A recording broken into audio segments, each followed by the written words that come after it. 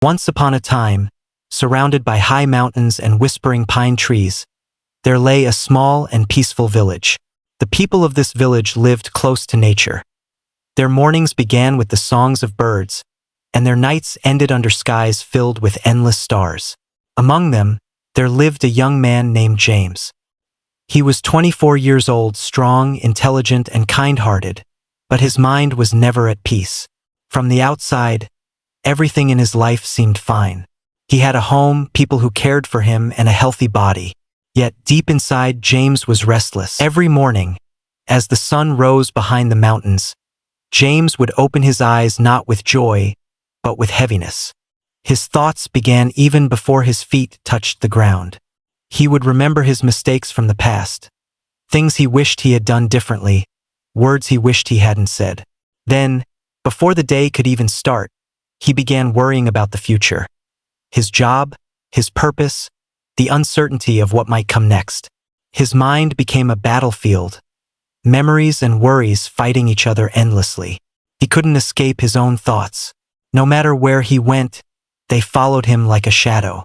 At night, sleep refused to come easily. He would lie awake listening to the wind outside, watching the moonlight creep across his walls, wishing for silence. Not from the world, but from within himself. He often whispered to himself, "Why can't I find peace? Why can't I just be happy for no reason?" One day, while walking through the village market, James overheard a group of travelers talking. They spoke of a faraway village hidden high in the green hills, where a wise old man lived. They said he had once been a famous psychologist in the city, a man who helped countless people understand their minds and find balance in life.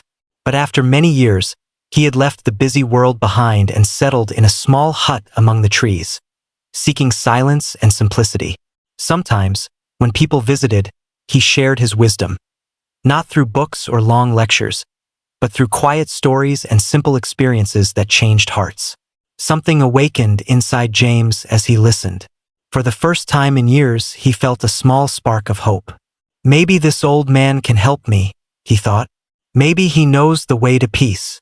That night, James sat beside his window, watching the moonlight touch the hills far away. He made a decision that would change his life. He would travel to meet this wise man. James packed a small bag, just some food, water, and a warm blanket. The journey was long, and the road was rough, but he was determined. As he walked through forests and over rivers, he had a lot of time to think. Yet something strange began to happen. Away from the noise of the village, away from work and worries, he started to notice the small things again. The sound of leaves rustling, the softness of the wind, the sparkle of sunlight on the water. He realized how much beauty he had ignored while living lost in his thoughts. Each day of walking became a little lesson in presence. After many days, James finally reached the quiet hill village. The air there was cool and pure, carrying the smell of flowers and pine. Birds sang freely, and time itself seemed slower. There, in the heart of the village, surrounded by nature, James found a small wooden house covered in green vines. On its porch sat an old man with white hair and calm eyes, his hands resting gently on his knees. He looked as peaceful as the sky after a storm. James approached him slowly and said with respect, "Grandfather, my name is James. My mind is restless. I cannot stop thinking. I want peace in my heart. Please, can you help me?" The old man opened his eyes and smiled, a slow, gentle smile that felt like sunlight. "So you are looking for peace?" he said softly. "Then come with me. I will give you a small task." The old man led James to a small yard behind his house. There was a well there and a wooden table beside it. The old man filled a glass of water until it was full, so full that the water almost spilled over the edge. Then he handed it carefully to James. "Walk from here to the end of the village and come back," he said. "But remember, you must not spill even a single drop of this water." James was puzzled, but he nodded. He took the glass carefully in both hands and began to walk. The path was narrow. Children played by the road. Merchants called out to their customers. Dogs barked, and the wind blew dust across the way. But James didn't look anywhere else. His eyes stayed fixed on the water in the glass. He walked slowly, carefully, and patiently, step by step. The world around him moved, but he was still inside. His focus was pure and unbroken. Finally, he returned to the old man, the glass still full, not a single drop spilled. He smiled with pride. "Grandfather," he said, "I did it. I didn't spill even one drop." The old man nodded kindly. "That's good," he said. "But tell me, did you see the children playing? Did you hear the dogs barking or the merchants calling?" James paused, confused. "No," he said slowly. "I didn't notice anything. I was only focused on the glass." The old man smiled again, his eyes shining with gentle wisdom. "That, my son, is the secret of peace. When your mind stays in the present moment, there is no room for fear, no space for regret, and no confusion. At that moment, your mind becomes calm, just like the water in that glass." James stood silently, absorbing every word. The old man continued, "Your thoughts are like waves in the sea, always moving, always restless. But the sea is not only its waves. Deep inside, it is calm and quiet.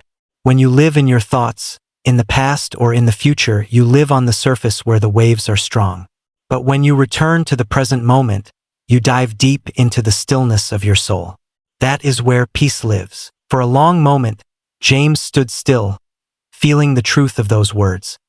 He realized that all his life he had been chasing peace, searching outside for what had always been within him. Peace was not something to find, but something to remember. It had been there all along, waiting beneath the noise of his thoughts. The old man saw the light in James's eyes and smiled again. "Do not fight your thoughts, my son," he said. "Just see them as clouds passing through the sky. The sky does not chase the clouds. It remains open and vast. You are that sky." James bowed his head. Tears filled his eyes, not of sadness, but of release. For the first time in years, his mind was quiet. There was no noise, no rush, no worry, only stillness. As the sun began to set, the sky turned golden, painting the mountains in warm light. Birds flew home, and the air became cool and gentle. James sat quietly beside the old man. They didn't speak. They didn't need to. Silence itself had become the teacher. After a while, the old man said softly, "When you wake up each morning, listen to the silence before the day begins. When you eat, taste every bite. When you walk, feel your feet touching the earth. Do not let your mind run ahead or fall behind. Live here, right here, in this moment. That is where life truly exists." James nodded. His heart felt light, as if a heavy burden had been lifted. The old man looked at him one last time. "Remember," he said, "peace is not something you reach by running faster. It appears when you stop running."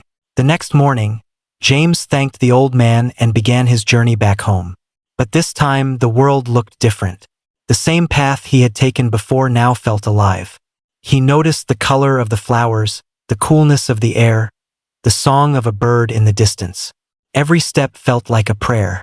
His thoughts still came, memories, worries, but now he saw them with a smile.